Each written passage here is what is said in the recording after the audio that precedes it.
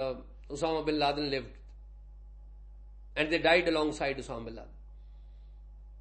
What do we know about him as a human being, Abu Ahmed al-Kuwaiti? What do we know about him as a character? Abu Ahmed al-Kuwaiti was, again, a common ground. Abu Ahmed al-Kuwaiti was a religious man. He was, actually I know both of them as Arshad and Tariq, the name which was given locally, which was introduced to the locals over there. So I should, give reference of that, right? So Arshad and Tariq, these were the names of the two brothers which was introduced to the local people over there. So they would always appear before the people with shalwar kameez, the local dress which common Pakistanis would use. They would always wear waistcoat and sometime turban, sometime cap, bearded people. They would also sometime attend the prayer in the mosque. If they are there, they would regularly attend the prayer in the mosque. And they would not talk much to the people over there.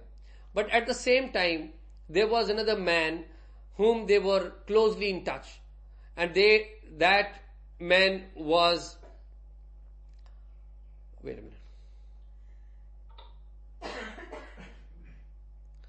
So there was another man, they was in touch in Rawalpindi. And that man was Maulana Fazlur Rahman Khalil.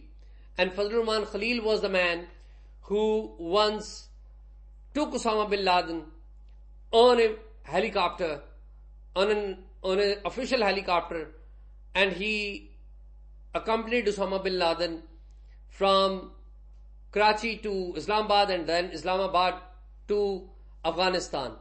So these two boys, they would always have a good relationship. They would always have not on regular basis, but off and on, they would also touch with Fazlur Rahman Khalil, who was living in Pindi and who still lives in Pindi.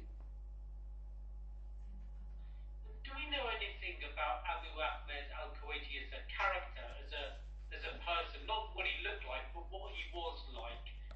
Friendly man, dangerous man, fanatical man, or just a sort of, family man? What do we sort of know about him? According to the wife of this guy, he was a family man, but he was strongly connected to his cause, and that the cause he was having was the protection of his boss, that was Osama bin Laden.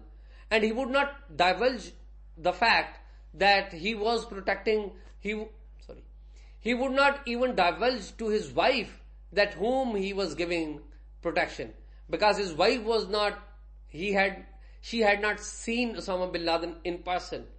But once his wife saw Osama bin Laden as they were living in the same compound, so she identified the same man whom she saw in the television. So when she spoke to him, so then he told her that yes, he was Osama bin Laden, but he strongly sensitized her that she shouldn't divulge this to anybody. So he was so much careful. He was very loyal man, giving protection to his boss, not even divulging the information to his wife. Good. Wow. Good. Yes. Brilliant. So you guys still there? The screen. Oh yeah, you are. Great. So, last question from me about Abu Ahmed al-Kuwaiti. I understand that from what you say that the story that the Americans have told us may not be the real story. But what is the story that they tell, the Americans tell, about how Abu Ahmed al-Kuwaiti led them to the compound?